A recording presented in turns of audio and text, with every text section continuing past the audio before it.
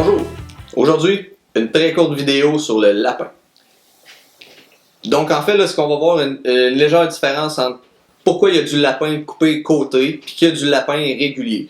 Au niveau du lapin régulier, on va deux formats. On va avoir du 1/8 de pouce qui est du lapin ce qu'on appelle régulier ou du magnum qui va être coupé 1/4 de pouce. Donc aujourd'hui, si on regarde la mouche à polo, c'est une mouche faite en lapin barré de format magnum, 1/4 de pouce. Ça fait un beau volume. Une fois mouillé, ça va faire vraiment un très bel effet dans l'eau. Quand on parle de lapin 1/8 de pouce, évidemment, une fois mouillé, c'est un petit peu plus petit. On va plus les utiliser pour les streamers à truite. Exemple, la petite Mosquaro de polo.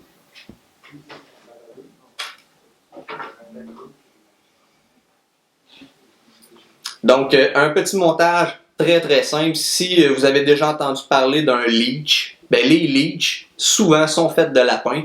Je vais vous montrer sur un même montage les deux différences entre un matériau cross-cut et un matériau régulier. Donc, je commence avec un fil qui est très solide. On va parler de Vivus Gel Spun, le GSP 150D. Donc, je l'installe vers le milieu. Je m'amène vers l'arrière. Je replie toujours mon fil vers l'avant, ce qui va me faire un petit stopper qui va éviter mon fil de reculer. On coupe l'excédent.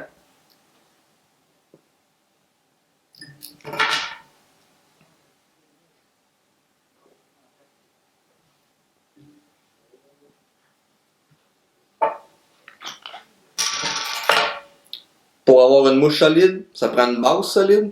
On vient faire un petit jet de une petite goutte de vernis.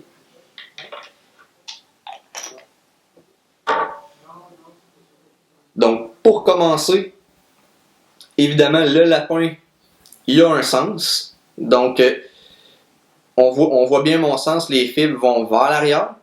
Si je revire et qu'on regarde le cuir, vous voyez que le cuir, il termine de manière très carrée, il finit droit.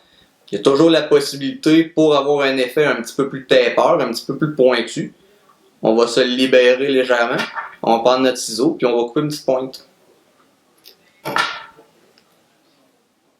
Donc le fait de couper la pointe va faire en sorte que mon lapin va finir, évidemment, en pointe.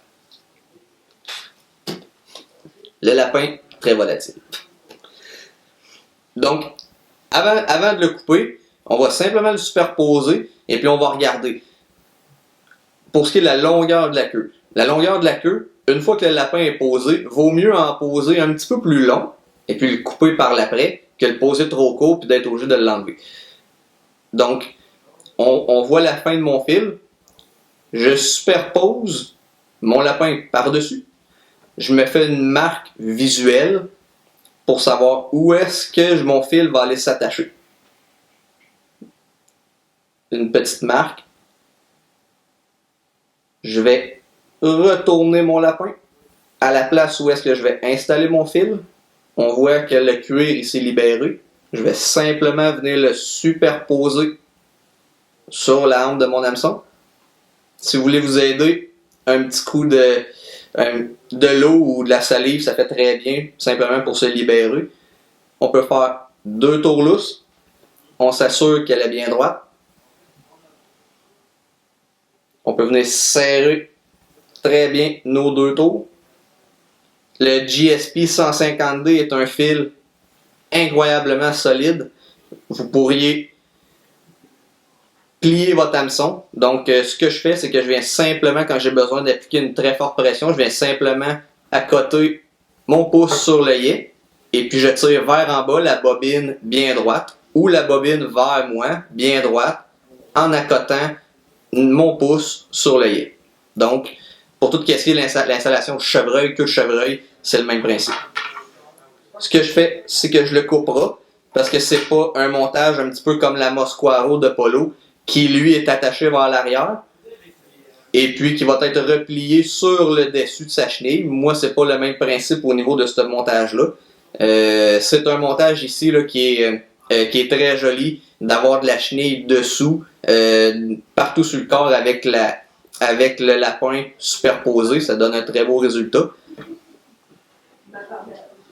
Donc, on exagère un petit peu le fil, on se crée un beau corps bien solide, on s'assure qu'on est bien droit.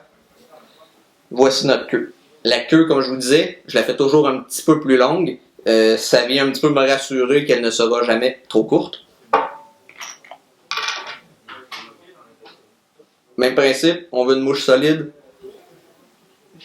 On vient lui mettre une goutte de vernis.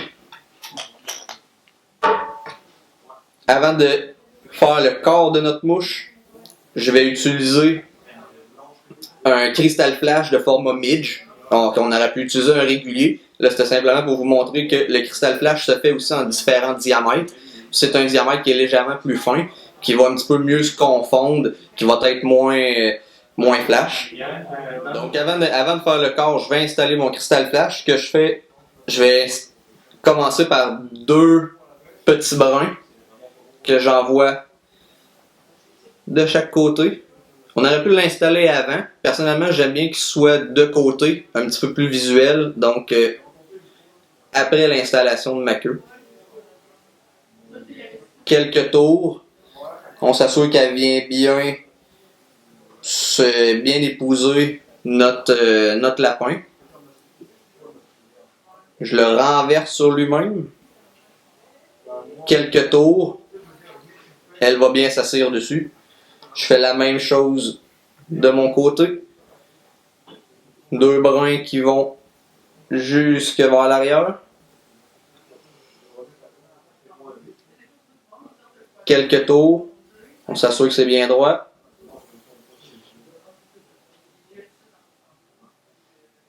On replie les brins vers l'arrière. Donc en fait, c'est que ça nous fait 4 petits brins de queue. Pas trop long, pas trop court, qui va simplement venir bien épouser notre mouche. Donc, le lapin cross-cut. Le lapin cross-cut, au lieu que la fourrure soit sur le dessus du cuir, en fait, c'est qu'il est coupé en angle, en diagonale, ce qui fait en sorte que, par rapport à notre cuirette, le lapin va se retrouver plus de côté. C'est exemple qu'on parlait de leech tantôt, un leech, c'est fait dans le même principe, on peut le faire dans le même principe, donc avec un cross-cut qu'on installe à l'arrière, installé vers l'arrière comme ça ici avec les fibres qui pointent vers l'arrière, quand même important, sinon vous allez vous battre avec tout le long. Bien solidement serré.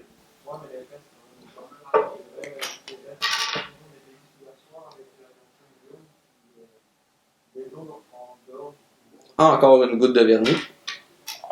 Tant qu'à faire une mouche, aussi bien la faire solide. C'est pas grave si le lapin en imbibe un petit peu lors de l'installation, ça va être très très solide. On se laisse encore environ 1/4 de pouce et moins. 1/8, ça fait très bien parce que là on va terminer avec un petit masque de plastique de format numéro 6. Format numéro 6, pour des hameçons 1/0, ça fait très bien. Là, ici, on va avoir un matériel qui n'est pas très volumineux, il va vouloir s'écraser un petit peu, vu que le lapin, il n'y a pas beaucoup de volume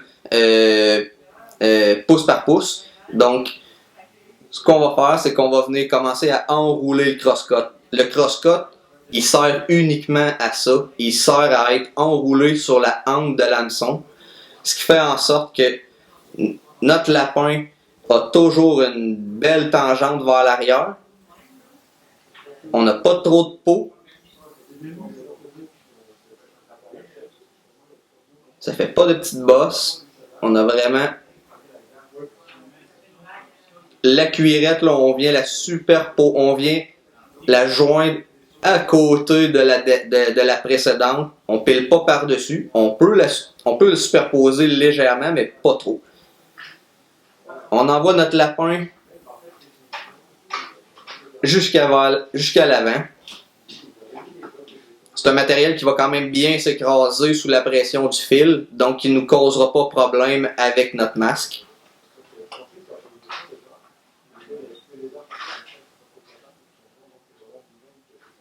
C'est une mouche qui est incroyablement facile à monter et puis qui va être très très productive. On peut utiliser des petits anchors qu'on appelle des mouches qui vont être que de lapin, comme celle-ci. Autant pour la truite, on peut se faire des petits formats pour le saumon, des petits leechs à saumon. Ça peut être une excellente mouche dépendant des coloris pour l'achigan, pour le doré. On peut les faire vertes fluo, un petit peu comme le modèle Apollo, qui peut être très bon pour le doré au fleuve. On peut le faire le même principe avec ça. Ce que je vais aimer, c'est de passer un petit peigne ou une petite bobkin ou une petite aiguille dans notre lapin pour pouvoir le revirer à l'arrière. Pour avoir vraiment un bel effet.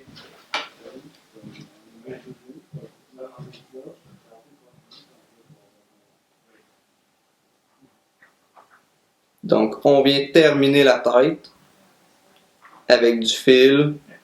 Toujours que ça soit bien solide. Donc, en fait, c'est que ma mouche est terminée. Je vais lui faire un petit whip finish. Comme ça ici.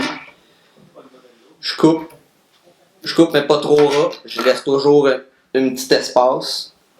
Donc, vous voyez le petit effet un peu volumineux, mais pas trop. Ça va faire un très bel effet dans l'eau.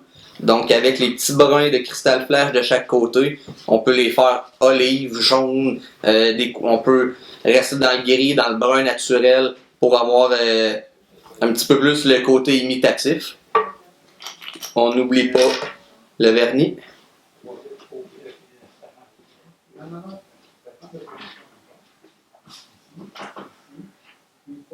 C'est pas grave si le lapin imbibe légèrement le vernis, c'est pas la fin du monde. L'assise va juste être plus solide. Donc, on s'assure que notre masque va bien aller s'épouser dans notre lapin. Le fil, il peut dépasser un petit peu devant. C'est vraiment pas grave. Nous, ce qu'on veut, c'est d'avoir un bel effet, une tête très solide, et puis qu'on va venir pouvoir lui coller des yeux. Donc, pour ce qui est de la longueur de la queue, je la trouve bien. Je vais simplement la raccourcir d'environ un 3/8 de pouce, peut-être légèrement plus, ce qui va nous donner une mouche un petit peu plus proportionnée, environ la même longueur que la hampe de mon hameçon. Donc ici, on a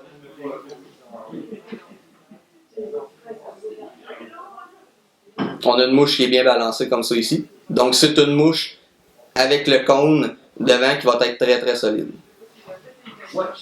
Pour la terminer, on s'assure que le vernis est bien sec. On va lui laisser quelques secondes. Pour installer mes masques, j'utilise la colle Gorilla Glue, format transparent, la régulier. Une colle qui va bien durcir, qui va être très solide, légèrement flexible, qui donne beaucoup de choix de possibilités de style de montage qu'on peut faire avec. Donc en fait, ce que je viens mettre une grosse goutte dessus, puis je vais laisser la colle travailler. Donc le matériel va légèrement imbiber la colle qui est pas trop liquide, mais qui va me laisser un bel effet très solide. Je veux que la tête soit surdimensionnée au niveau de la colle. Une fois que je vais aller insérer mon masque, il y a quand même un gros réceptacle, il y a quand même beaucoup d'espace sous le masque. Je veux que l'espace soit tout rempli. Donc, s'il faut, on en rajoute une petite affaire, comme ça ici.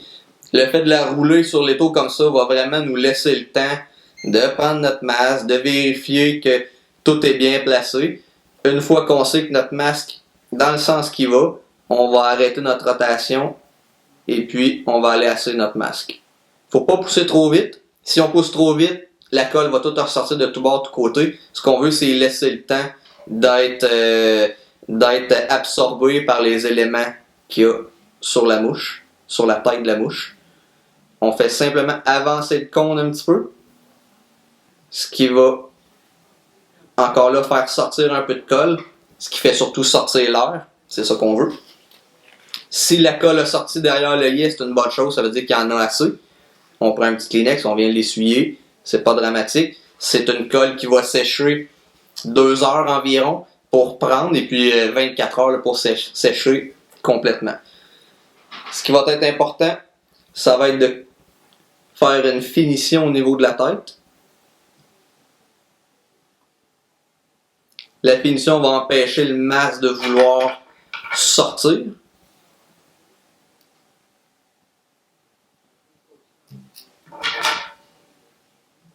On lui fait un petit whip finish.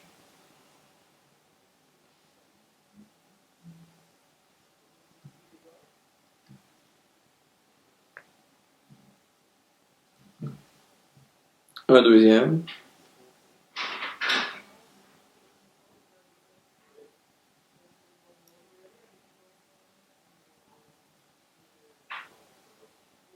On peut placer notre fil tout en faisant notre whip finish pour être sûr que l'œillet soit bien libre. On veut pas de fil trop près de l'œillet. On vient couper ça. Donc, pendant que ça sèche, je vais préférer un petit peu exagérer ici l'arrière-tête. Donc, quand ça va sécher, elle va sécher un petit peu survolumineuse, si je pourrais me permettre. Donc, une fois sec, elle va garder cette petite angle. Et puis, une fois mouillée, ça va faire une mouche qui va nous garder un certain volume pour empêcher trop le lapin de venir se coller. Donc là-dessus, on peut venir y joindre des yeux de la couleur qu'on veut. C'est une mouche qui va être très productive et très facile à lancer. Une soie numéro 7 ou 8, vous n'aurez aucun problème à lancer ce genre de mouche-là. Donc, gênez-vous pas si vous avez d'autres questions. Bonne journée à vous.